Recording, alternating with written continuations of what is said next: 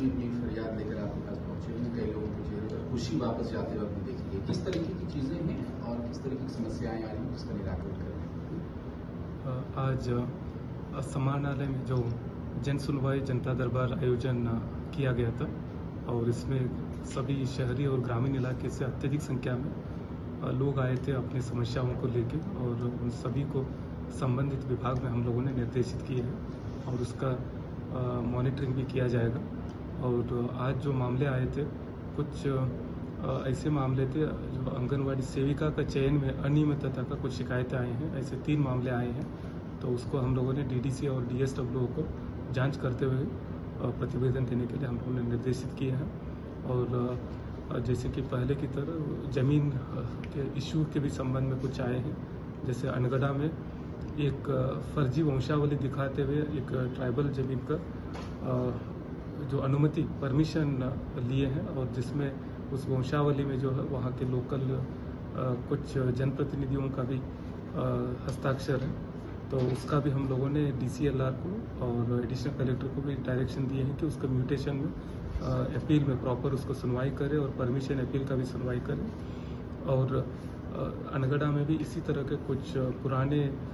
Deeds जो बने थे उसका म्यूटेशन नहीं हुआ और पंजी 2 का सुधार नहीं है, तो उसका भी हम लोगों ने निर्देश दिए हैं। और ये कुछ मेडिकल प्रॉब्लम्स ही यहाँ आए थे। किसी एक पेशेंट जो हाई रिस्क प्रेगनेंसी है और उसका हार्ट में छेद है जो कभी उसमें पाया नहीं गया था, तो उसको हम लोगों ने अभी सिविल सर्जन से हम लोग सलाह ले रहे हैं कि उसको कैसे हम लोग मेडिकली उनको मदद करें और आगे का क्या रास्ता उनके पास हम लोग दिखा सकें। और इसी तरह के अन्य जो मामले भी आए हैं, जैसे मोराबादी के आसपास बहुत सारे जो सरकारी ज़मीन है जिसको कुछ प्रतिष्ठान लोगों ने उसको पार्किंग एरिया अपने कब्जा करके पार्किंग एरिया की तरह यूज़ कर रहे हैं, तो वहाँ के आम जनता को आने जाने में उसमें दिक्कतें हो रही है। और ये लगा अभी क्योंकि एसआईआर की कार्य चल रही है, तो उसी को देखते हुए हम लोग अंचलों में साप्ताहिक करने में कठिनाई आ रही, लेकिन एसआईआर का जैसे ही एन्यूमरेशन फॉर्म कलेक्शन का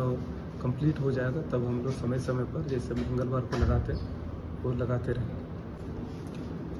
देखिए, कुछ क्रोनिक प्रॉब्लम्स रहते हैं, जैसे कि बहुत पहले किसी ने डीड बना दी और उसके बाद 30-40 बरस से उन्होंने कभी म्यूटेशन नहीं कराया और अभी म्यूटेशन के लिए जा रहे हैं, तो उसमें सत्यापन और कभी कभी अंचल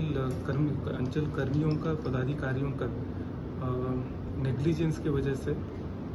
वो तुरंत उसका म्यूटेशन नहीं हो पा रही, तो वो भी हम लोग कार्रवाई करते हैं। और दूसरा ये कि जो डिजिटाइजेशन में जो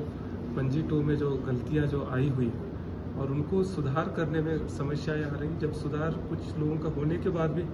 एक नए विवाद भी उत्पन्न हो रहे हैं कि पता चल रहा है कि जो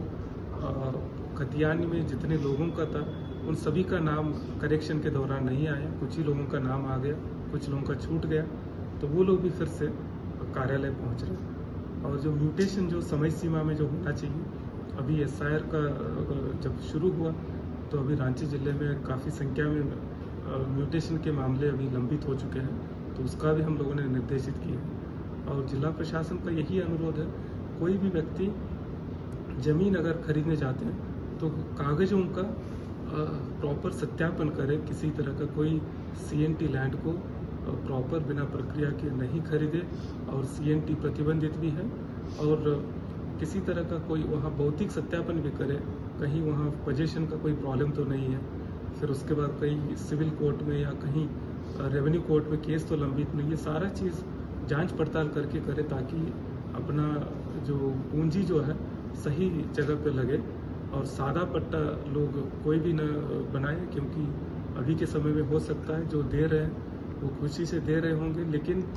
जो कुछ साल के बाद अगर उसमें कोई अनबनी हुआ तो फिर अपना सारा जो पूंजी था प्लस जो उसके ऊपर घर भी बनाया था वो सब जो है जो भू वापसी केस में निकल जाएगा। तो सभी से अनुरोध है कि सत्यापन भी करके अपना ज़मीन खरीदें, और पुराने जो मामले हैं उनके ऊपर हम लोग सख्ती से सभी अंचल अधिकारियों को